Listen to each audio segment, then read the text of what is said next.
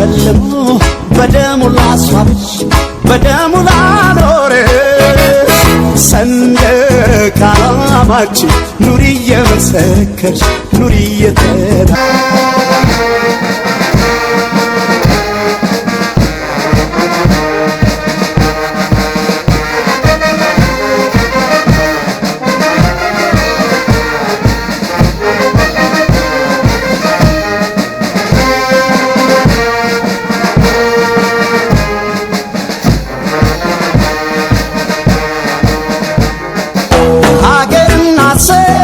ነፃነት ከሌለ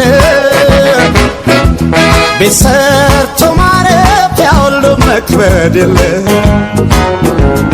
ሰንደቅ ነች ሃይማኖት ዓላማ ነች እምነት አርማ የለይ ዜጋ የለውም ነፃነት።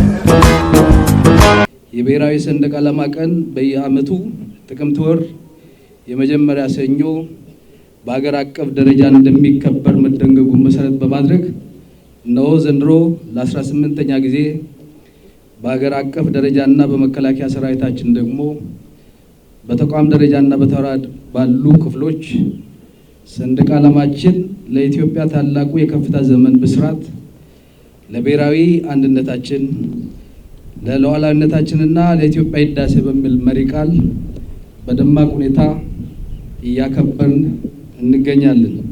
ሀገራችን ኢትዮጵያ የዘመናት ስብራቷን በመጠገን ወደ ማንሰራራት ዘመን እየተሸጋገረች ያለች ሀገር ነች። ብሔራዊ አንድነቷ በጠንካራ መሰረት ላይ የተገነባ ያለች ሀገር በልጆቿ ብርታትና ጥረት ሉዓላዊነቷን ማስከበር ማስጠበቅና የህዳሴ ዘመን ጉዞዋን ለማቀላጠፍ እየተጋች የምትገኝ ሀገር የኢትዮጵያ እድገት ማብሰርን ዓላማ ያደረገ የሰንደቅ ዓላማ ቀን በዓልም ስለሆነ ሁላችንም ለመጪው የሀገራችን የተቃና ጉዞ የድርሻችንን በመወጣት ሰንደቅ ዓላማችን ከፍ ብሎ እንዲውለበለብ ማድረግ ይጠበቅብናል።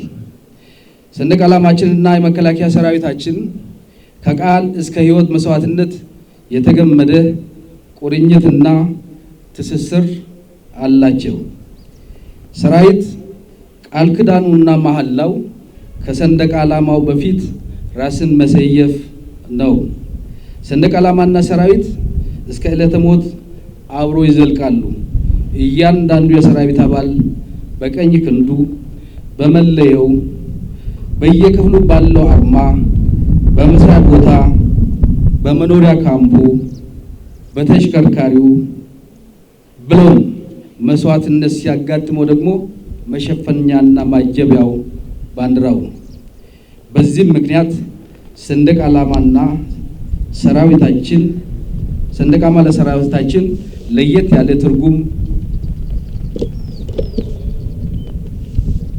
ያለው ለሰራዊታችን ለየት ያለ ትርጉም ይኖረዋል ማለት ነው።